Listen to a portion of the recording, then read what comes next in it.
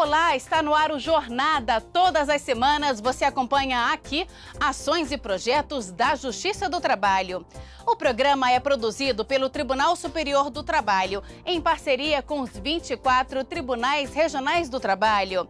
No programa de hoje, vamos saber o que é a classificação de Schilling e como ela é usada para determinar se uma doença foi ou não causada pelo trabalho ou pelas condições em que ele se realizou.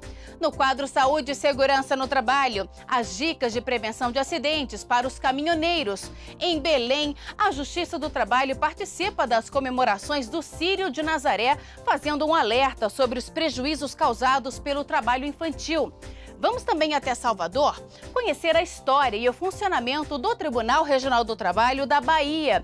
E em Manaus, o trabalho voluntário de uma servidora que, depois do expediente, se dedica a ensinar técnicas de costura e artesanato a mães carentes do Amazonas. Tudo isso e muito mais, o nosso Jornada começa agora.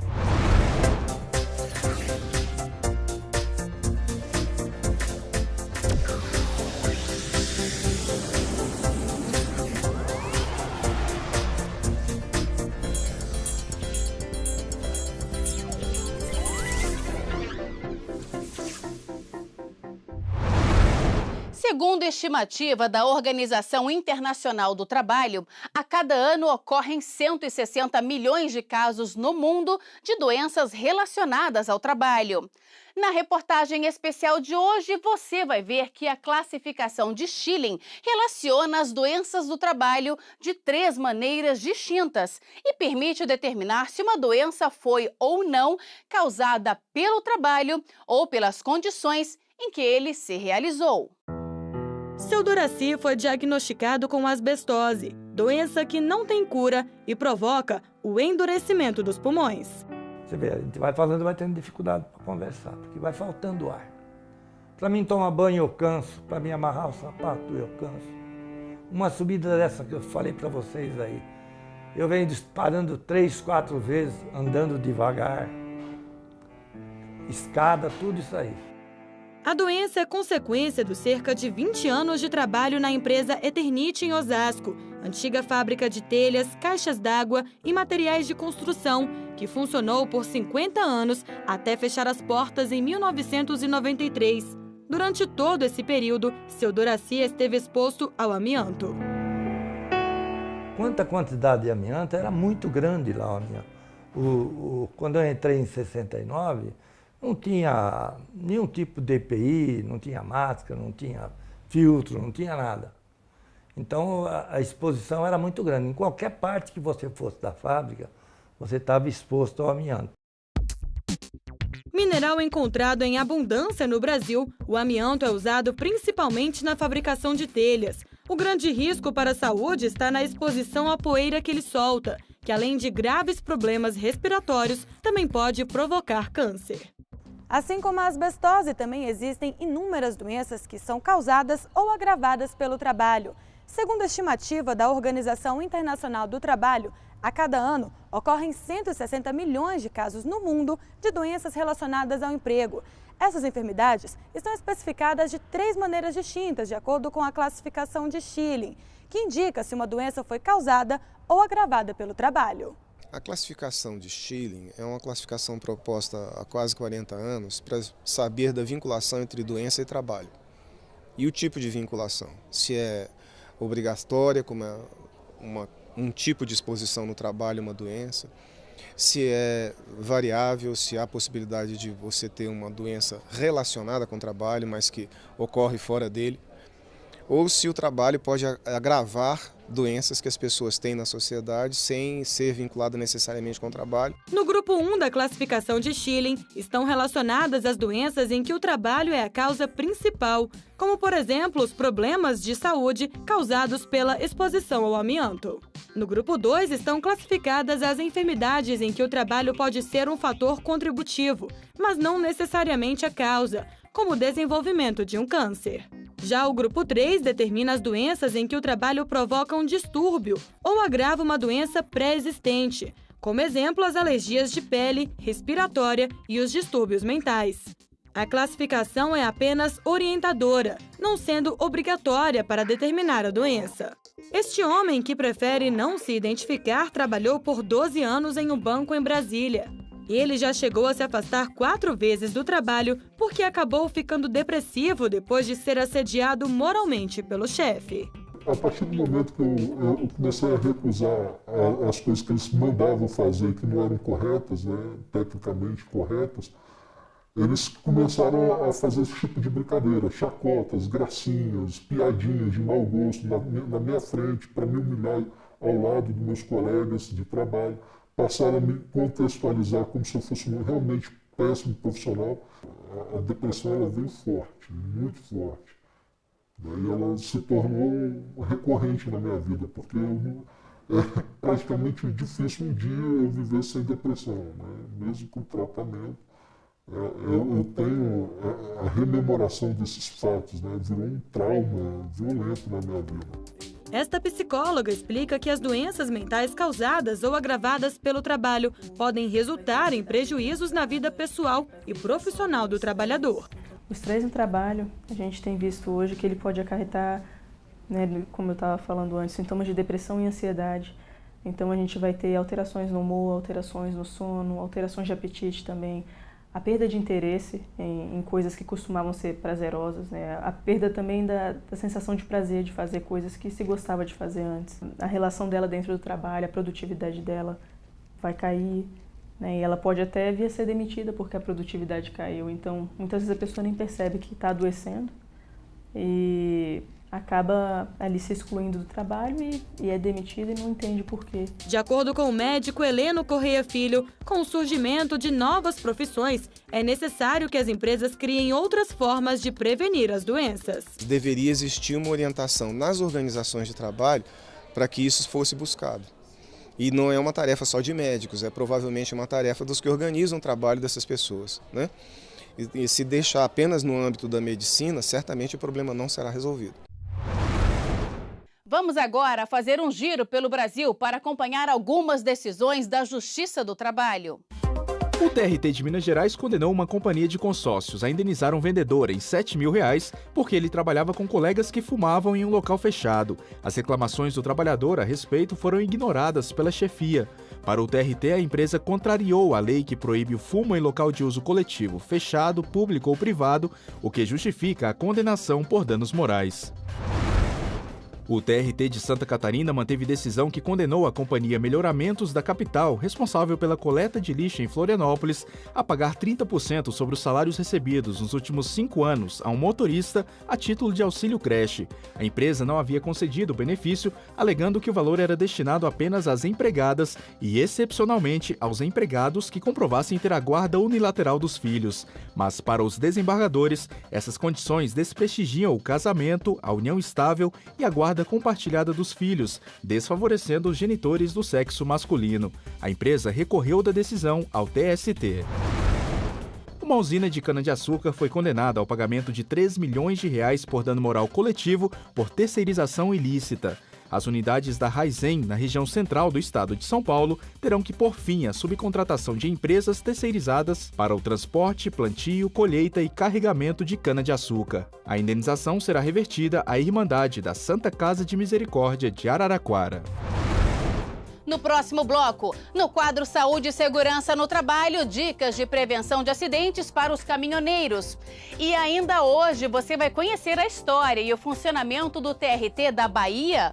Nós voltamos em instantes. O TRT do Rio Grande do Sul divulgou em sua página no Facebook um vídeo que fala sobre o assédio sexual no ambiente de trabalho, o que caracteriza esse tipo de assédio, como a vítima pode proceder e as possíveis consequências desses casos na Justiça do Trabalho são alguns dos temas abordados. Saiba mais em facebook.com/TRT4RS.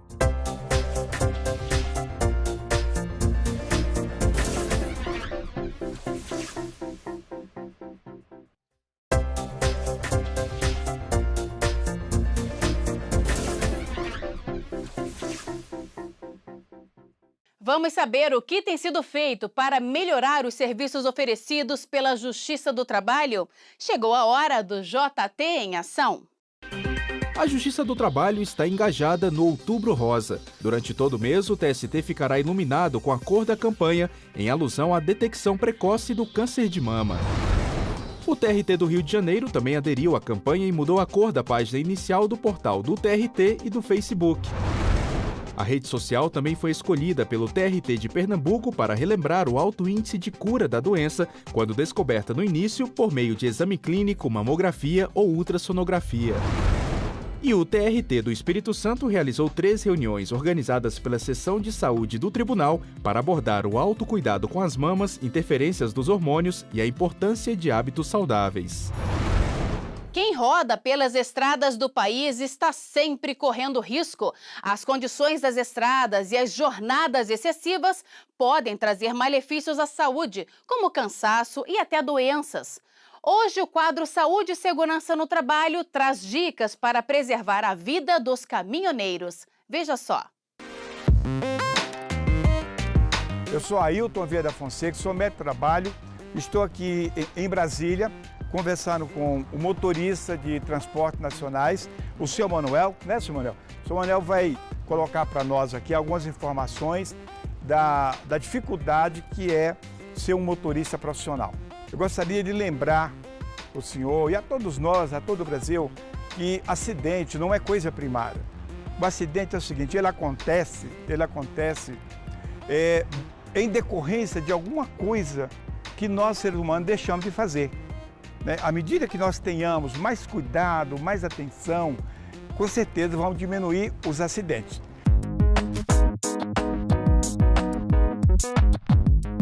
Em relação especificamente ao trânsito, para a prevenção de acidente, nós temos que levar em consideração 3 fatores básicos, Manuel. O estado de conservação da estrada que o senhor vai dirigir com o seu caminhão, se essa estrada, se essa rodovia é sinalizada, se tem buraco, se tem manutenção, se tem polícia por perto. O outro item é o próprio instrumento de trabalho, o próprio carro que o senhor dirige, entendeu? Então vamos observar o seguinte, na vida a coisa é dinâmica, cada dia tem uma coisa nova, parece que não tem, mas tem. E o nosso veículo, especialmente de carga, que o senhor com o seu veículo carrega toneladas, e a gente sabe que por uma questão física, controlar um caminhão carregado é muito diferente que controlar um caminhão vazio ou um carro pequeno. É fácil perceber, mas ninguém melhor do que o próprio profissional que está na direção para nos confirmar o que a gente já viu, o que nós temos noção, que é a instabilidade do carro carregado é muito diferente do carro vazio, a vulnerabilidade é maior. Mas eu vou dar uma dica para o senhor em termos do carro. Antes do senhor entrar no seu carro, antes de viajar, entendeu? Verifica os pneus do carro. Verifica se a calibragem está dentro do preconizado. Tem alguma coisa, o senhor bate assim, o senhor escuta o tinido do ar, do pneu e vê se ele está. E vai olhando mais alguma coisa. Então, num dado momento, o senhor estacionou o carro e ele passou em cima de um prego, um parafuso, um pneu desse pode estar vazio. Conferimos também as portas do carro, onde pode vazar alguma coisa, cair, porque no decorrer da viagem, muitos parafusos podem afrouxar, soltar. A gente vê por aí engate soltando e causando acidente grave. O mais importante nessa movimentação toda de transporte para lá, para cá, é o motorista. O motorista é o ser humano ao qual nós médicos defendemos a saúde dele e da sua família e da sociedade como um todo. Então, quando o senhor for começar, para o senhor estar bem, para ter um equilíbrio do trabalho melhor, o senhor sobe a escada devagar, senta aqui no banco, verifique a altura do banco, se está na vertical, se a sua visão está boa, se o senhor consegue ver lá no horizonte, se o senhor consegue alcançar se tem um animal silvestre ou qualquer outro animal entrando na pista, que às vezes também eles podem entrar e causar acidente. Ver se a posição da mão do câmbio, o que o senhor tem que movimentar o câmbio para lá e para cá. Então, no mais, o senhor tem que manter uma posição de modo que não seja prejudicada a sua percepção, ou seja, estado de alerta o tempo todo. Essas são as dicas que eu passei para o senhor sobre como checar o carro, cuidar da sua postura e que o senhor passe essa mensagem nossa para frente, que à medida que ela contribui para que um outro motorista também tem essa cautela, é muito bom para toda a nossa sociedade.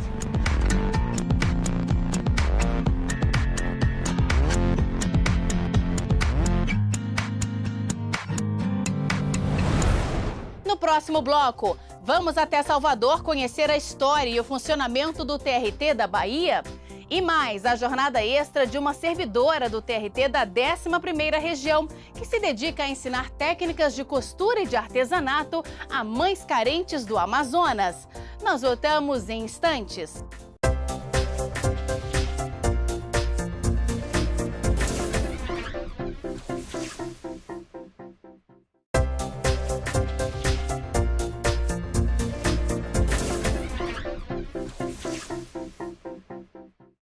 Vamos até Salvador conhecer a história e o funcionamento de um dos tribunais mais antigos do país. O TRT da 5ª Região é pioneiro na criação de uma unidade de inteligência para localizar bens de devedores trabalhistas. Além disso, o TRT tem se tornado cada vez mais acessível aos baianos do interior do estado pelas caravanas de conciliação. É o que você acompanha agora no quadro Raio X. A Bahia atrai milhões de turistas por sua beleza natural e riqueza histórica. Os primeiros portugueses que chegaram aqui logo constataram o grande potencial deste porto seguro. As rodas de capoeira e as baianas de acarajé preservam parte da história construída com muitas lutas e conquistas.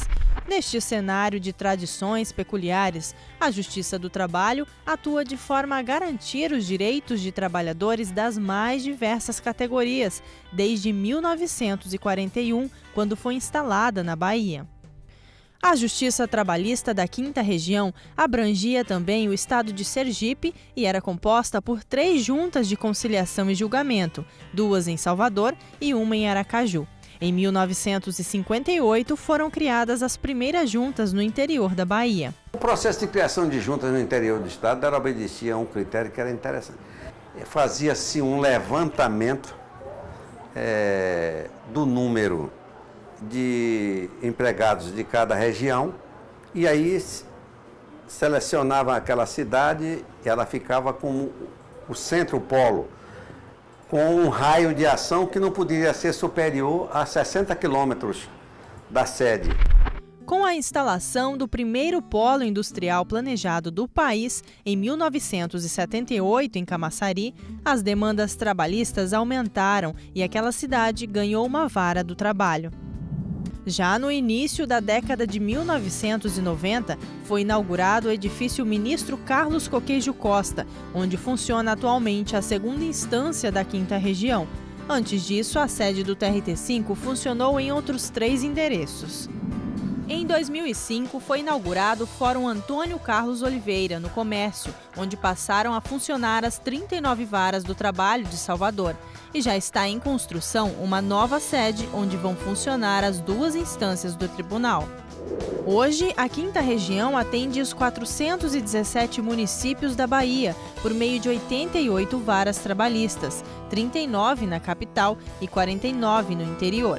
Destas, 78 já atuam com processo judicial eletrônico e até outubro deste ano, toda a 5ª Região já contará com o sistema. Por ano, o TRT da Bahia soluciona uma média de 117 mil processos e realiza 40 mil acordos. Este trabalho é feito por 29 desembargadores e 181 juízes. A 5ª Região conta ainda com 2.423 servidores. O TRT da Bahia se divide em tribunal pleno, órgão especial, 5 turmas e 3 sessões, uma especializada em dissídio coletivo e 2 em dissídios individuais. O tribunal conta ainda com um juízo de conciliação de 2ª instância, que realiza acordos envolvendo precatórios e grandes devedores. Além de priorizar os acordos, o TRT5 trabalha para acelerar a execução. O Tribunal Baiano é o pioneiro entre os regionais na criação de uma unidade para localizar, penhorar e leiloar bens de devedores. Em 2013, a Coordenadoria de Execução adotou um procedimento que já permitiu penhorar bens avaliados em torno de 170 milhões de reais para o pagamento de mais de 4 mil processos.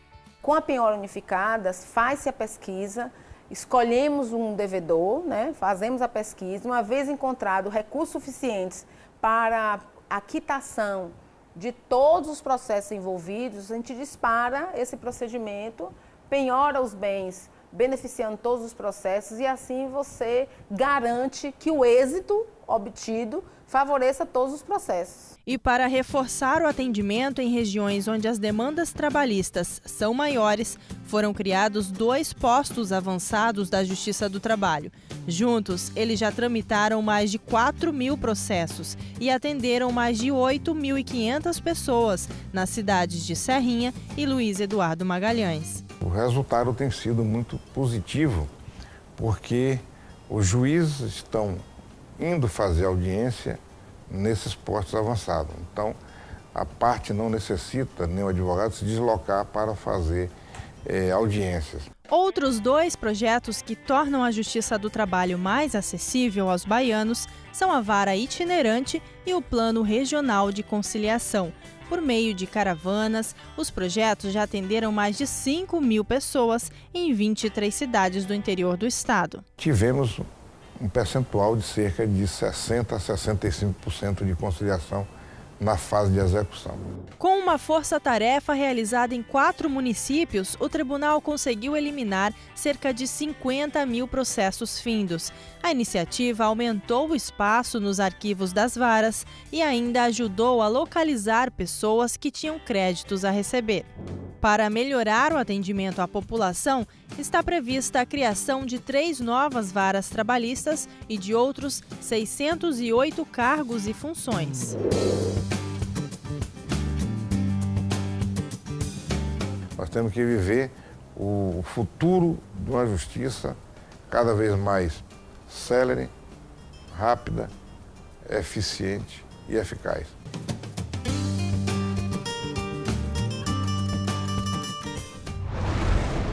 Em Belém, a Justiça do Trabalho participou das comemorações do Círio de Nazaré. O objetivo foi fazer um alerta para os prejuízos causados pelo trabalho infantil na vida de crianças e adolescentes.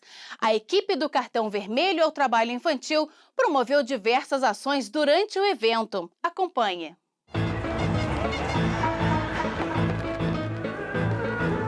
Há 223 anos, todo segundo domingo de outubro, as ruas de Belém são tomadas pelas pessoas que participam do Círio de Nossa Senhora de Nazaré, padroeira dos paraenses. Este ano, mais de 2 milhões de pessoas testemunharam, entre os pedidos dirigidos à Virgem de Nazaré, um que teve destaque especial: o apelo de crianças e adolescentes por educação de qualidade e proteção contra o trabalho infantil. Estampada em faixas, cartazes, ventarolas, outdoors e camisas, o slogan da campanha contra o trabalho infantil esteve presente nas principais romarias que integram o Círio. Nas 2 principais, da Trasladação e do Círio, a campanha esteve concentrada em um secular casarão localizado no trajeto oficial, ganhando destaque e visibilidade. No local, crianças da Escola Pública Honorato Filgueiras cantaram em homenagem a Nossa Senhora.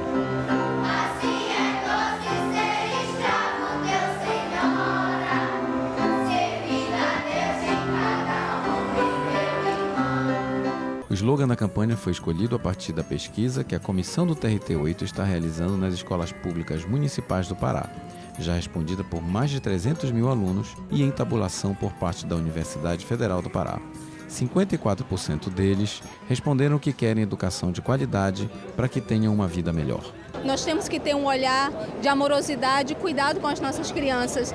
E nada mais significativo do que o Círio de Nazaré para tocar os nossos corações. Para as crianças e adolescentes que são diretamente beneficiados com a conscientização da sociedade sobre o tema, os frutos são para todos. Os benefícios serão inexplicáveis, porque serão crianças e jovens que vão assumir esse compromisso com todos nós para que possamos construir uma pátria com mais paz e amor. A campanha trará resultados concretos pela visibilidade que teve. Nós conseguimos contagiar a sociedade, nós conseguimos envolver a sociedade com esta grande campanha e não temos certeza de que o poder público escutou este apelo e que vai fazer valer sim a voz das crianças e vai dar o que elas precisam, o que elas pedem, que é educação de qualidade e proteção contra o trabalho infantil.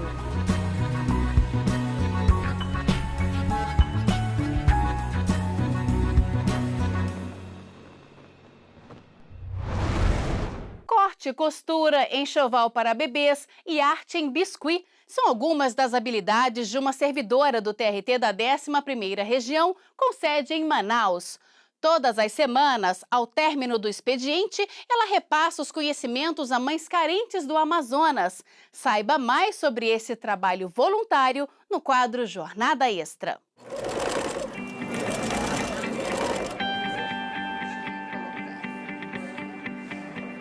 Meu nome é Denise de Souza Lima Herzog. Eu trabalho no Tribunal Regional do Trabalho da 11ª Região há 21 anos. No momento, estou na chefia da recém-criada Seção de Gestão Socioambiental. Após a minha jornada no tribunal, eu participo de um trabalho voluntário que se chama Clube de Mães Oficina de Enxovais. Nesse Clube de Mães, as parturientes de baixa renda, elas aprendem a costurar, que é a oficina da costura, a pintar, a costura e outros materiais, e a oficina de biscuit, que é um trabalho bem bacana que é feito com reciclagem de vidros. As mãezinhas trazem os vidros de casa e elas encapam esses vidros com uma massa de cola, conhecida como biscuit.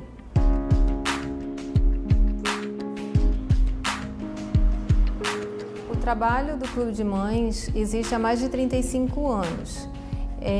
Eu iniciei aqui nesta casa no ano de 99, mas somente como voluntária. Na direção, fazem 15 anos, foi no ano 2000.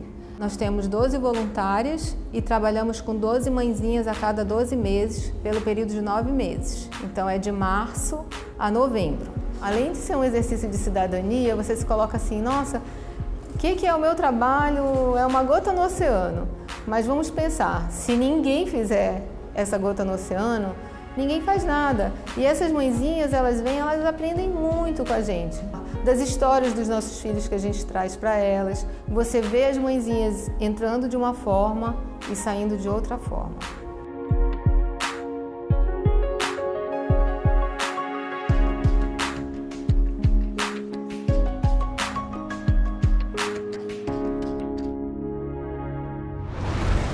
Por hoje é só. O Jornada volta na semana que vem. Muito obrigada pela companhia. A gente se vê no próximo programa.